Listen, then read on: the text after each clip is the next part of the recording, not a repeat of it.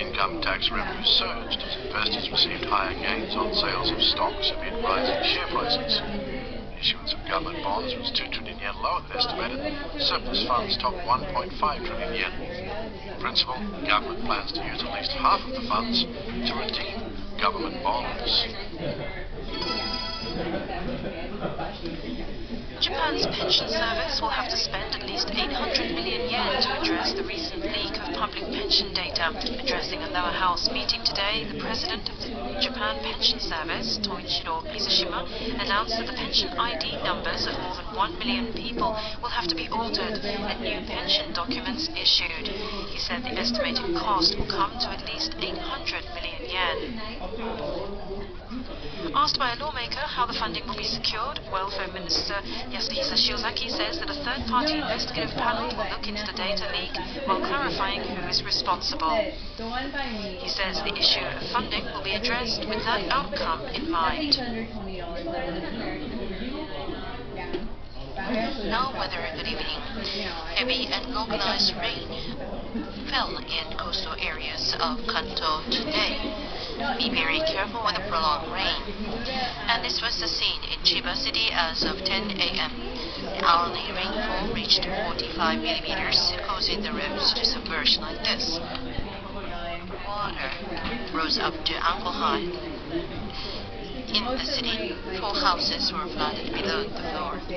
The residents on the Pacific side of the eastern Japan are advised to take necessary measures against very heavy rain from now till early tomorrow morning. And those people who live close to the mountains and rivers will be extremely careful. Next week, the rainy front and typhoons will cause heavy and prolonged rain. Please be very careful. Tomorrow, the heavy rain will be observed in many regions along the Pacific coast. We are particularly concerned of the typhoon number 9 and number 10 of this season, so that the rainy front and the typhoon is the one-two punch against the precipitation on Japan. The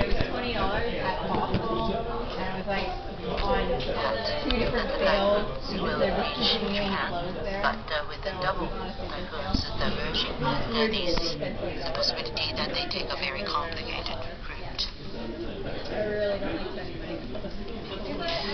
The rainy front tomorrow will stagnate off the Pacific coast. It will rain between Kyushu and Kanto.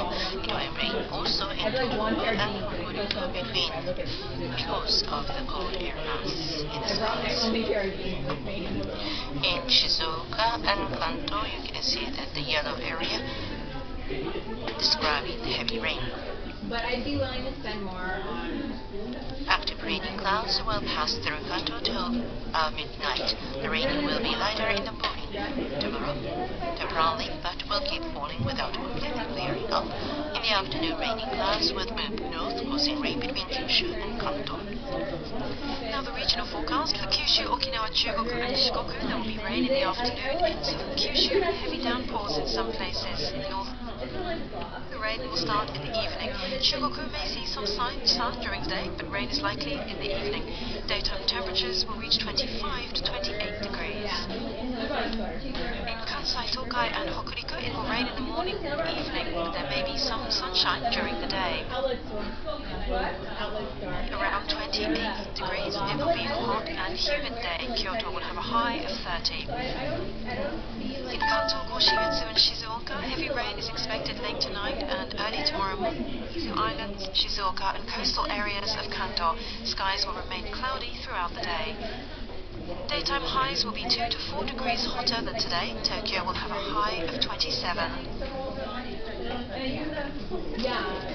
In Tohoku and Hokkaido, there will be occasional rain all day from the morning. In Hokkaido, skies will be clear at times, but thunderstorms are expected in the afternoon.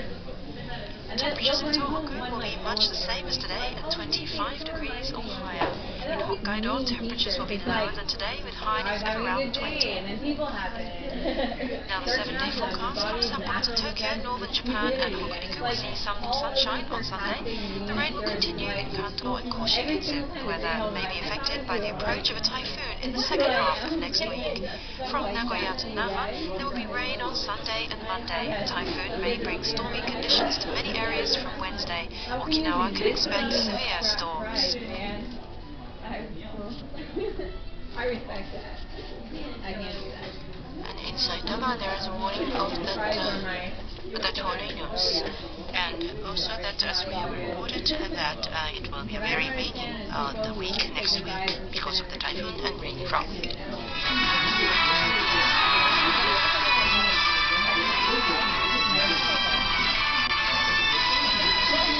Somebody had to try it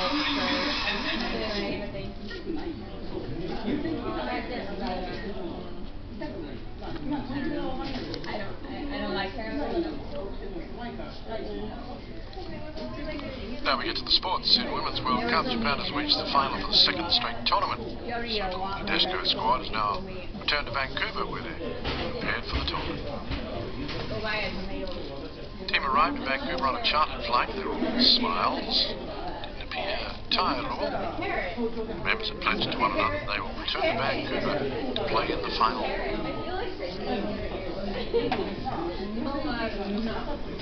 Head coach Tony Sasaki says everyone has worked very hard to reach this goal. He says he's very happy they've been able to return to Vancouver. Mexico won by 1 goal in all 6 games they played. The semi-final against England secured a dramatic win with an own goal by their opponents. It was yelling. NHK reporter says Canadian morning newspapers extensively covered Japan's win the night before.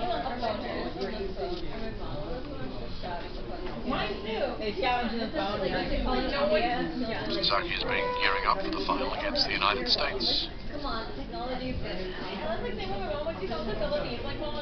Sasaki says he'll make sure the team is relaxed, both mentally and physically. He hopes to get them in the right frame of mind for the match. The team will attach importance to teamwork when they play. FIFA has announced a short list of the most valuable players in the World Cup. 2 of them from Japan. One is the team's captain, Yama. Played 4 games in all 6 matches. He scored 2 goals, including one in Thursday's semi-final against England. Another is defender Saori Hariyoshi. She got her first goal as a national squad member and contributed to play in both defence and offence with her inexhaustible stamina. And Ayumi Kaihori was named candidate for the Golden Glove Award for the best goalkeeper. The awards winners will be announced on Monday, Japan time, after the final.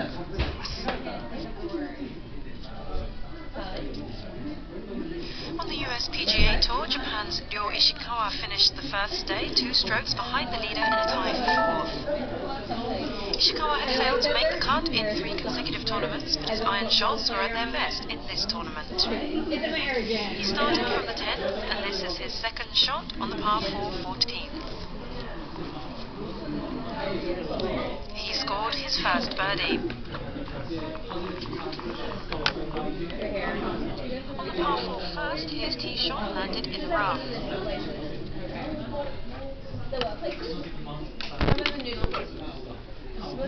But his second shot landed on the green and he birdied this hole.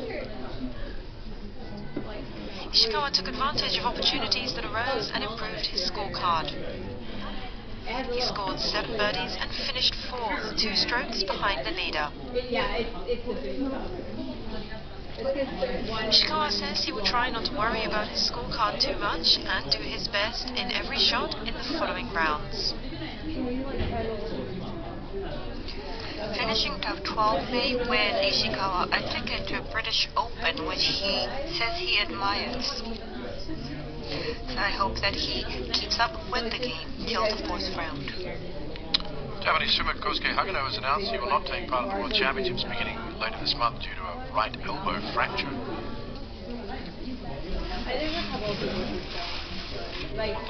Agano says that this would not have happened if he had been more careful.